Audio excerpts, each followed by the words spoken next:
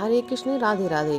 भाई जी कहते हैं, जो लोग भगवान की खोज में निकलते हैं, जिन्हें भगवान से मिलने की अत्यंत उत्कंठा होती है, वे राह में बड़े भारी इंद्रिय सुखों को देखकर रुकते नहीं और महान दुखों को देखकर घबराते नहीं।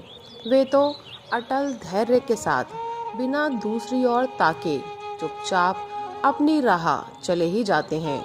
जो सुख पाकर उनमें रम जाते हैं और दुखों से घबराकर आगे बढ़ना छोड़ देते हैं, वे भगवान के लिए वास्तव में आतुर नहीं हैं। सच्ची बात यह है कि सांसारिक दुखों से बचने और सांसारिक सुखों की खोज के लिए ही वे निकले हैं, भगवान के लिए नहीं। जिनको भगवान की लगन लग जाती है, वे तो उसी के लिए मतवाले हो जाते हैं। उन्हें दूसरी चर्चा सुहाती ही नहीं, दूसरी बात मन भाती ही नहीं। विषय सुख की तो बात ही क्या है, वे ब्रह्मा के पद को भी नहीं चाहते। जिनको भगवान से प्रेम हो गया है और जो अपने उस परम प्रेमी के चिंतन में सदा चित्त को लगाए रखते हैं, वे सारे त्रैलोक्य का वैभव मिलने पर भी आधे क्षण के लिए भी चित्त को प्रियतम के चिंतन से नहीं हटाते। ऐसा भागवतकार कहते हैं। जो भगवान के प्रेमी हैं, उन्हें यदि भगवत प्रेम के लिए नरक यंत्रणा भी भोगनी पड़े, तो उसमें भी उन्हें भगवत इच्छा जानकर आनंद ही होता है।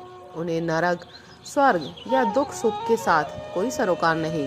वे तो जहाँ जिस अवस्था में अपने प्रियतम भगवान की स्मृति रहती है, उसी में परम सुखी रहते हैं। इसी से देवी कुंती ने दुख का वरदान मांगा था। भगवान के प्रेमियों की दृष्टि में यह दुनिया इस रूप में नहीं रहती। उनके लिए सारी दुनिया ही बदल जाती है। उन्हें दिखता है सब कुछ भगवान का, सब कुछ भगवान और सब कुछ भगवान की लीला। फिर वे किस में, कहाँ और क्यों कर सुख दुख समझे। गीता में भगवान कहते हैं, जो सर्वत्र मुझको देखता है और सबको मुझ में देखता है, उससे मैं अलग नहीं होता और वह मुझसे अलग नहीं होता। राधे राधे, हरे कृष्ण।